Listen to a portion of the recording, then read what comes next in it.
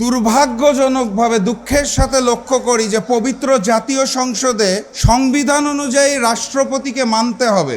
আমি ম্যানেজ ভোটের প্রধানমন্ত্রী জনাব তারেক রহমানকে অনুরোধ করব, তাহলে সংবিধান অনুযায়ী ফ্যাসিস্ট গণহত্যাকারী শেখ হাসিনাকে আপনি প্রধানমন্ত্রী হিসাবে মেনে নেন, তাহলে সংবিধানের পূর্ণ রূপটা আমরা দেখতে পাবো। ওই একইভাবে জনাব তারেক রহমান যেখানে বসেন কার্যালয়গুলোর পিছনে, সংবিধান অনুযায়ী শেখ মুজিবুর রহমানের ছবি রাখা এখনো বাধ্যতামূলক, আপনারা সেটা করবেন না। সংবিধান নামক ম্যাজিক বই প্রয়োজনে ব্যবহার করব, প্রয়োজন ছাড়া করব না, এরকম একটি মিথ্যাচার এবং মিথ্যার আশ্রয় নিয়ে যদি বিএনপি মনে করে জুলাইকে ধারণ না করে সামনের দিকে এগিয়ে যাবে, তাহলে সেই বাংলাদেশ, নতুন বাংলাদেশের যে জনপদ, যেই জনগণ, তারা প্রতিবাদ করবে এবং প্রতিরোধ করবে ইনশাল্লাহ। নতুন প্রজন্মকে ধ্বংস করার এটা একটা উত্তম পদক্ষেপ। সভাপতি যদি লেখাপড়া না জানে, সে তো ওখান থেকে কিছু টাকা পয়সা নিয়ে বাজার করে করা যাবে। একটা মাস্টার্স ডিগ্রি বা পিএইচডি ডিগ্রি হোল্ডার ইউনিভার্সিটির বা কলেজের শিক্ষক হবে, তার সাথে বসে কি কথা বলবে? এবং আমাদের ছেলে মেয়েদের এই ক্ষতিটা করেন না। অনতি বিলম্বে শিক্ষা প্রতিষ্ঠানের সভাপতির যে সার্কুলার দিয়েছে এটা বাতিল করে আগের সার্কুলারটা বহাল রাখা হোক। আপনারা প্রতিদিন এই কিছু না কিছু কাজ করছেন, এগুলি করার আগে আমি মাননীয় প্রধানমন্ত্রীকে অনুরোধ করব, আপনার সাথে কারা আছে, তাদের অতীত কি, কোথায় কাজ করেছে, কাদের সাথে সম্পর্ক, এবং আপনাকে কি পরামর্শ দিচ্ছে, এই জিনিসগুলি যাচাই বাছাই করে দস্তখত করুন, না হলে নিজেই একদিন বিপদে পড়তে পারেন। আমার এখনো স্মরণ আছে 2010 সালে বাংলাদেশ মিলিটারি একাডেমিতে একটা প্যারেডের জন্য শেখ হাসিনা দাওয়াত করেছিল, হেলিকপ্টারে করে নিয়েছিল। তখন আমি তাকে একটা কথা জিজ্ঞাসা করেছিলাম, তোমাদের কি অ্যাটম বম আছে? কিন্তু কোনো উত্তর দেয় নাই। আমার যা বুঝার আমি সেটা বুঝে গেলাম। এখন তো আপনারা দেখছেন কে হাত জোর করতেছে, ভাই মাফ করে দাও, যা হয়েছে হয়েছে, আপাতত আমাদেরকে মাফ করে দাও। এখন আমাদের টার্মসে মাফ হবে, আগে তো তোমাদের টার্মসে হয়েছে, এখন আমাদের টার্মসে হবে। স্বৈরাচারী আমলের সময় যতগুলি হত্যাকাণ্ড সংঘটিত হয়েছে বা অন্যায় কাজ হয়েছে, প্রত্যেকটার বিচার হওয়া উচিত, কিন্তু আল্লাহর হাত থেকে রক্ষা পাবেন না। কেউ পৃথিবীতে এই যাবৎ রক্ষা পায় নাই। চারিদিকে তাকান, এটার উত্তর পাবেন। এমন কোনো কাজ করা উচিত না যেটা জনগণ গ্রহণ করবে না, রাস্তায় সবাই নেমে পড়বে। বিডিআর সহ যতগুলি হত্যাকাণ্ড হয়েছে, গম খুন হয়েছে, প্রত্যেকটার বিচার হবে, না হলে আল্লাহ আমাদের বিরুদ্ধে বিচার করে। ইনসিডেন্টালি আজকে আমার বার্থডে এবং 13 তারিখে পড়ছে আমার। I am young, who told you I am old? 13 March আমার বার্থডে 1939, আজকে আবার 13 তারিখে পড়ছে। হাসিনার আমল থেকে যতগুলি হত্যাকাণ্ড সংঘটিত হয়েছে বা অন্যায় কাজ হয়েছে, প্রত্যেকটার বিচার হওয়া উচিত। কোনো জিনিস বিচার ছাড়া যাওয়া উচিত না, যে হোক না কেন। আমি মনে করি আমাদের কাছে যদি ক্ষমতা থাকে, আমরা সেটা বিচার নাও করতে পারি, কিন্তু আল্লাহর হাত থেকে রক্ষা পাবেন না। কেউ পৃথিবীতে এই যাবৎ রক্ষা পায় নাই। চারিদিকে তাকান, এটার উত্তর পাবেন। ইরানের দিকে তাকাইলে সর্বশেষ উত্তরটা পাবেন। আমার এখনো স্মরণ আছে 2010 সালে বাংলাদেশ মিলিটারি একাডেমিতে একটা প্যারেডের জন্য শেখ হাসিনা দাওয়াত করেছিল, হেলিকপ্টারে করে নিয়েছিল। একটা রুমে দুপুরে হাত ধোয়ার জন্য আমাদেরকে নিয়ে গেল, আমি, আমার স্ত্রী এবং ইরানি অ্যাম্বাসাডার। আমি মনে করলাম এই সুযোগে তার সাথে একটু কথা বলি, কারণ আমি ইরানে মন্ত্রী হিসাবে ভিজিট করেছিলাম। তাদের স্পিকার এবং প্রেসিডেন্টের সাথে ঘণ্টাধিক, 1 ঘন্টার উপরে রাফসানজানির সাথে কথা হয়েছে।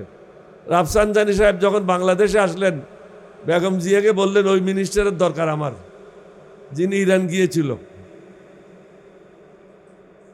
তখন আমি তাকে একটা কথা জিজ্ঞাসা করেছিলাম, তোমাদের কি অ্যাটম বম আছে? অ্যাম্বাসাডার কিন্তু কোনো উত্তর দেয় নাই। তিনি হ্যাঁ বললেন না, না বললেন না। তো আমি মিলিটারি পার্সন হিসাবে আমার যা বুঝার আমি সেটা বুঝে গেলাম। এখন তো আপনারা দেখছেন আমেরিকা হাত জোর করতেছে, ভাই মাফ করে দাও, যা হয়েছে হয়েছে, আপাতত আমাদেরকে মাফ করে দাও। ইরান বলতেছে না, এখন আমাদের টার্মসে মাফ হবে।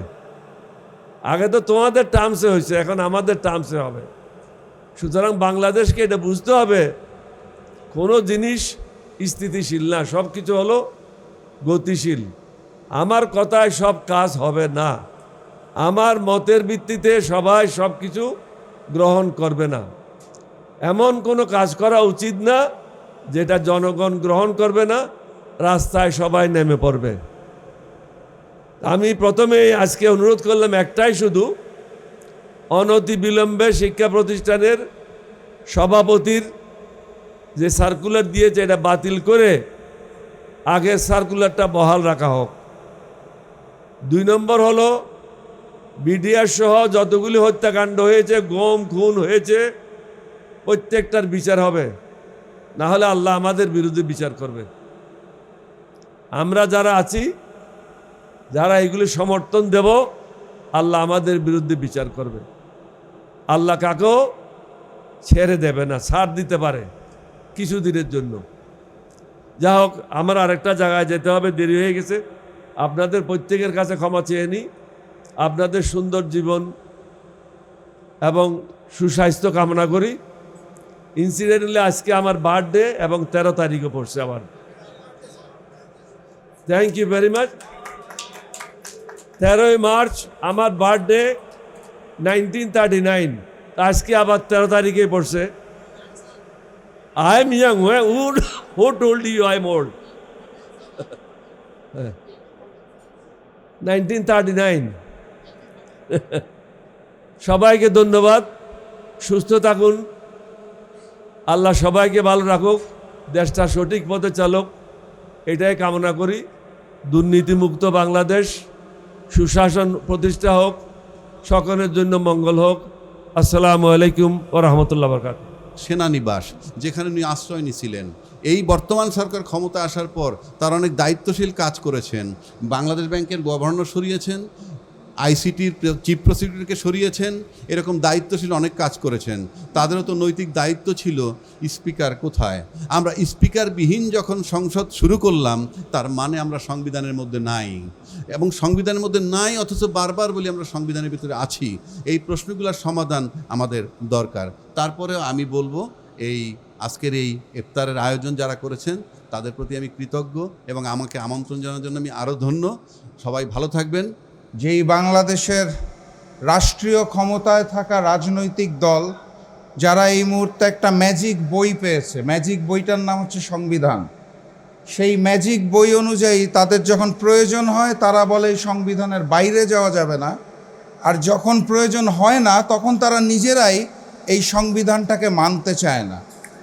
আমি খুব দুর্ভাগ্যজনকভাবে দুঃখের সাথে লক্ষ্য করি যে পবিত্র জাতীয় সংসদে সংবিধান অনুযায়ী রাষ্ট্রপতিকে মানতে হবে। আমি ম্যানেজ বোর্ডের প্রধানমন্ত্রী জনাব তারেক রহমানকে অনুরোধ করব, তাহলে সংবিধান অনুযায়ী ফ্যাসিস্ট গণহত্যাকারী শেখ হাসিনাকে আপনি প্রধানমন্ত্রী হিসাবে মেনে নেন, তাহলে সংবিধানের পূর্ণ রূপটা আমরা দেখতে পাব। ওই একইভাবে জনাব তারেক রহমান যেখানে বসেন সরকারি কার্যালয়গুলোর পিছনে, সংবিধান অনুযায়ী শেখ মুজিবুর রহমানের ছবি রাখা এখনও বাধ্যতামূলক, আপনারা সেটা করবেন না। অর্থাৎ যেটা বলতে চাইছি সেটা হচ্ছে সংবিধান নামক ম্যাজিক বই প্রয়োজনে ব্যবহার করব, প্রয়োজন ছাড়া করব না। এরকম একটি মিথ্যাচার এবং মিথ্যার আশ্রয় নিয়ে যদি বিএনপি মনে করে যে জুলাইকে ধারণ না করে সামনের দিকে এগিয়ে যাবে, তাহলে সেই বাংলাদেশ, নতুন বাংলাদেশের যে জনপদ, যেই জনগণ, তারা প্রতিবাদ করবে এবং প্রতিরোধ করবে ইনশাল্লাহ। আমি সবার কাছে ভবিষ্যৎ বাংলাদেশের জন্য দোয়া চেয়ে আজকের মতো বিদায় নিচ্ছি। বিজয়ের পথে যাত্রা শুরু, জীবন অথবা মৃত্যু। আসসালামু আলাইকুম।